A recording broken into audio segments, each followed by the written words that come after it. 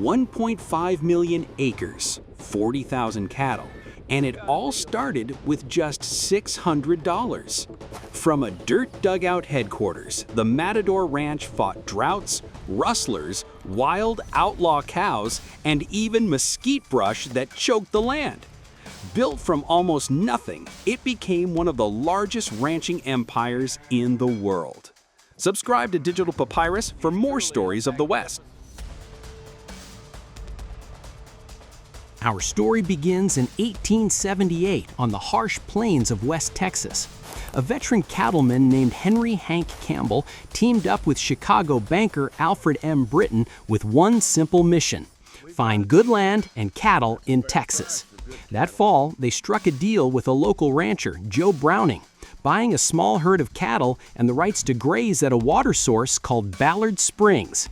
The price? A mere $600, a mundane transaction that neither man realized would spark a legend. In December 1879, Campbell and Britton formally incorporated their new outfit as the Matador Cattle Company, with $50,000 in initial capital stock. They started with just 320 acres and a small herd of scrappy Texas Longhorns, but they had big ambitions. They brought on a few partners, Spotswood Lomax, John Nichols, and Mr. Cotta, each pitching in $10,000. It was Lomax, a fan of Spanish literature, who likely coined the ranch's distinctive name Matador, Spanish for bullfighter.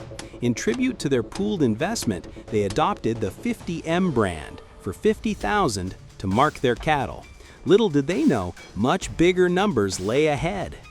Those early days were rough and wild. The Matador Ranch headquarters was literally an old dugout in the ground, a dirt shelter originally dug by a buffalo hunter named A.J. Ballard. But from this primitive start, the partners began amassing land and livestock at an aggressive pace. By buying up neighboring herds, they also inherited grazing rights to vast stretches of open range, since formal land ownership was loose on the frontier. One purchase brought in 1,300 cattle. Another added 8,000 Jingle Bob cattle from the famed John Chisholm's herd. Those Chisholm cattle carried a Flying V brand, which the Matador adopted and still uses today. Thanks to such deals, by 1882, the young Matador outfit claimed grazing control over an estimated 1.5 million acres across several Texas counties, an empire built in just a few years with unbranded rogue cows roaming undisturbed for a decade on its massive range. This explosive growth didn't go unnoticed. Word spread that Texas cattle ranching was a gold mine. In fact, a British report in 1880 claimed investors could reap profits up to 33% in the Western cattle business. Across the ocean, in Scotland, a syndicate of wealthy investors had their eyes on opportunities exactly like Matador. Campbell and Britton were about to get an offer as big as Texas itself. The Scottish invasion, million-dollar sale, and expansion. In December 1882, just 4 years after its founding, Matador Ranch was sold to a group of Scottish investors from Dundee for the staggering sum of $1.25 million.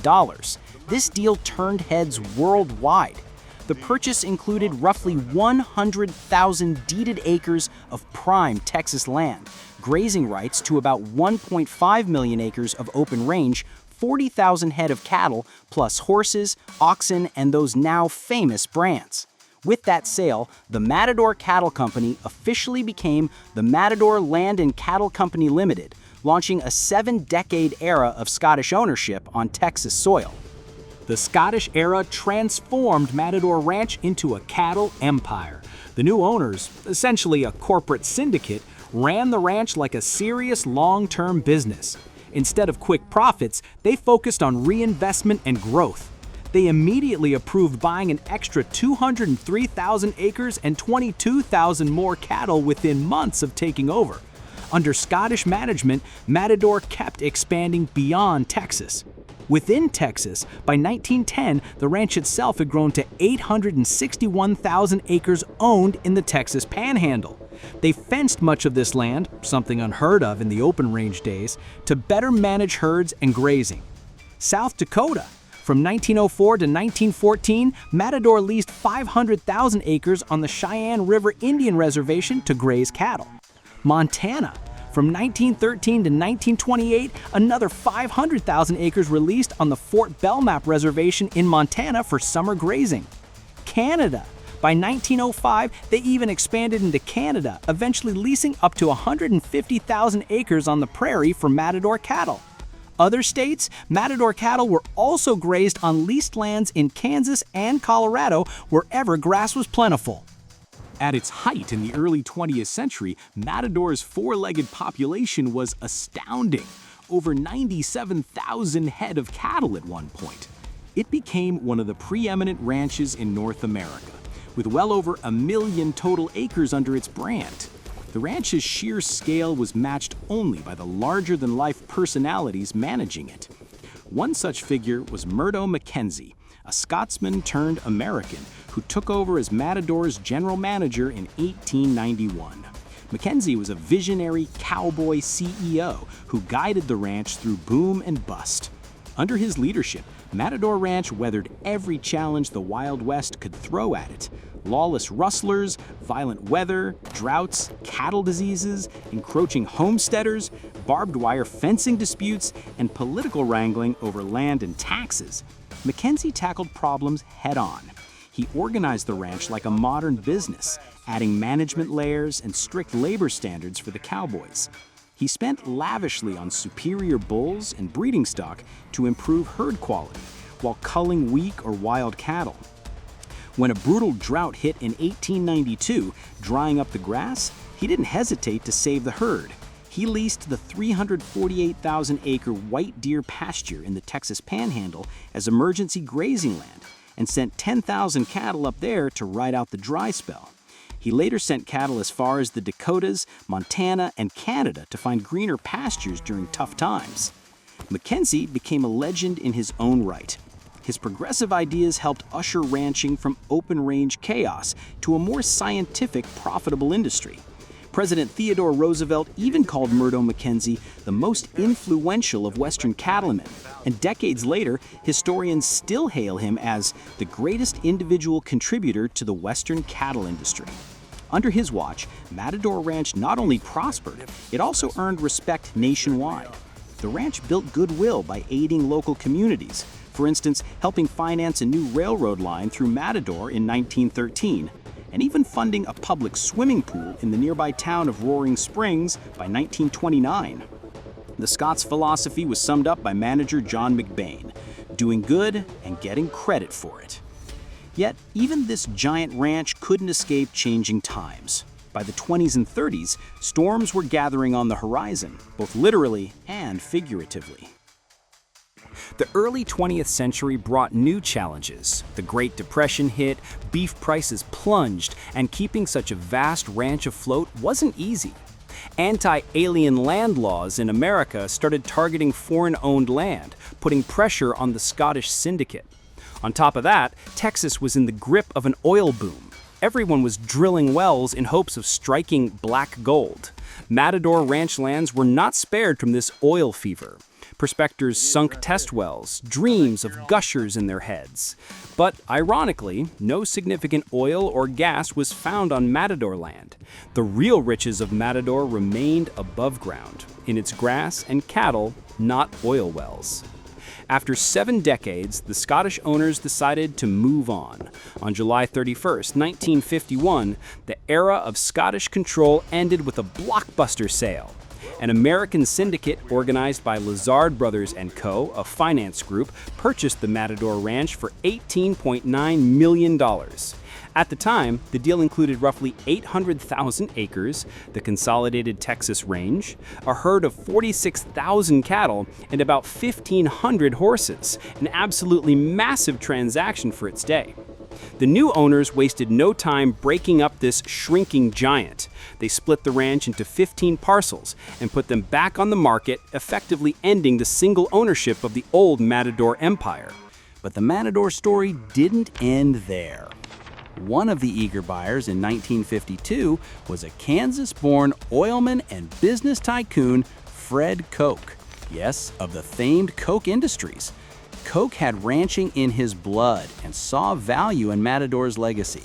He snapped up 3 of the best parcels, including the historic Matador headquarters and about 110,000 acres of prime ranch land. On October 3, 1952, Coke's company officially incorporated the Matador Cattle Company to operate this new acquisition. Coke also owned the Beaverhead Ranch in Montana, so now he had a northern and southern branch to swap cattle between. Under Coke's ownership, the ranch entered the modern era, with new problems to solve and new resources to develop. By the 1960s, the Matador Ranch, under Koch Industries, faced an unexpected adversary: mesquite. Yes, the spindly mesquite tree became a big headache. Mesquite had invaded the range, spreading into thick brush thickets tens of acres large, some trees growing 10 feet tall. These thorny groves were so dense, horses and cowboys couldn't even ride through, and cunning feral cattle learned to hide out in the brush where no one could catch them. Generations of unbranded, half-wild outlaw cows roamed Matador's rough country, as wild as mountain bighorn sheep, in the words of frustrated cattle buyers. These wild cattle were a problem, too light and crazy to sell well, and bad influences on any tame herd. Something had to be done. Matador's managers attacked on 2 fronts. First, they launched a mesquite eradication program in the 1960s and ramped it up through the 1970s. Through cutting and aerial spraying, they gradually beat back the mesquite. By the late 1970s, the spread of the thorny trees was finally on the decline. Pastures once choked with brush were opened up to grass again, making it easier to spot and round up those sneaky outlaw cattle. As a bonus, clearing the thick brush also improved wildlife habitat. Quail, turkey, dove, and deer populations, which had always been plentiful on Matador, thrived even more once the land was cleared. The second part of the strategy was to tame the wild cattle by changing how they were managed. In 1968, Matador cowboys rounded up about 500 of the rankest, wildest cows and trucked them to wheat fields near Plainview, Texas. Instead of chasing these cattle on horseback, which only made them wilder, the cowboys let the animals graze on lush winter wheat and handled them quietly. The results were dramatic. By the next year, over 6,000 head of Matador cattle were being grazed on wheat pasture as part of this experiment. In a few years, the program expanded to 40-50 wheat pastures stretching into New Mexico. Eating rich farm forage and experiencing gentle human contact essentially rehabbed the outlaw cows. They fattened up fast, calmed down, and learned to trust riders in feed trucks. By 1980, buyers were noticing that Matador's once wild cattle had become far more docile and market-ready. The troublesome reputation of Matador's cattle was erased through smart, proactive ranching. Meanwhile, just as in the early days, the genetics of the herd were always a top priority. Matador Ranch became known for quality Hereford cattle with proven bloodlines. A famous example, around 1910, Matador cowboys discovered a purebred Hereford bull on the range named Publican. This bull turned out to be the grandsire of Prince Domino, a Hereford that in 1924 was declared the best living Hereford bull in America. In the 1970s, the Coach Ranch managers took breeding a step further by doing a double herd breeding program. They would swap the best bulls between the Texas Matador Ranch and the Montana Beaverhead Ranch each season, so each herd benefited from the other's top genetics. This innovative approach produced bigger, better cattle and maximized the use of their 200-plus top-quality bulls. Herefords have been another point of pride. A ranch is only as good as its horses, and Matador's horse breeding program became elite. Decades of careful breeding, culling, and a few strategic outside stallion purchases created a remuda, a herd of working horses, that was second to none. In fact, in 2013, the Matador Ranch won the coveted Best Remuda Award from the American Quarter Horse Association, a huge honor recognizing the ranch with the top horse program in the nation. This means the Matador Cowboys horses are literally award-winning, tough, smart, and bred-to-work cattle. Through all these modern changes, the core of Matador's culture remained intact. As one longtime ranch president, John Lincoln, reflected in 1989, the cowboy of today might use a pickup truck and a computer, but he's still riding the same range as the 1879 cowboys, and he still thinks he's got the very best life in the world. In other words, the spirit of the West lives on at Matador Ranch. So, what's happening at Matador Ranch today? Even in the 21st century, this historic ranch is still going strong, adapting and thriving while honoring its legacy. After nearly 70 years under Koch Industries ownership, a new chapter began in December 2021. The Koch family decided to sell the ranch holdings, and the Collier family acquired the heart of the Matador Ranch, including the traditional headquarters and about 36,000 acres of land. For perspective, that's a ranch about half the size of the city of Chicago in acreage, a substantial spread, though far smaller than Matador's million-acre heyday. The sale included the ranch's cattle, horses, and the legendary Matador brand itself, ensuring the name and legacy carry on. Today, Matador Ranch operates with a blend of modern ranching and old-fashioned cowboy know-how. The ranch is known for its sustainable land stewardship, practices honed over decades to balance cattle grazing with wildlife and range conservation. In fact, Matador has been recognized in the industry for its environmental stewardship efforts, a point of pride symbolized by awards displayed at the ranch headquarters. The land is healthier than ever, with thick grasslands supporting both cattle and abundant wildlife. Matador Ranch has also opened its gates to those wanting a taste of authentic ranch life. The ranch now offers lodging in a beautiful lodge for guests seeking a western getaway, and it's famous for trophy hunting opportunities, from deer to quail on its well-managed habitat. Visitors can ride horses, experience ranch work, enjoy a hunt, or just soak in the vast Texas landscape that cowboys and cattle have called home since the 1870s. It's a working ranch that doubles as a living museum of Western heritage, where you can actually stay overnight and experience the cowboy life, with a few modern comforts. Importantly, the cattle and horse operations continue to be the ranch's backbone. Matador Ranch still breeds top-quality cattle, now with over a century of genetic refinement behind them, and raises exceptional quarter horses for work and competition. The ranch runs on a philosophy of doing things right, caring for the land, the livestock, and the people. As they like to say, Matador is built on cattle, horses, and stewardship. That commitment shows in every pasture, every riding pen, and every field of winter wheat that turns skittish calves into gentle giants.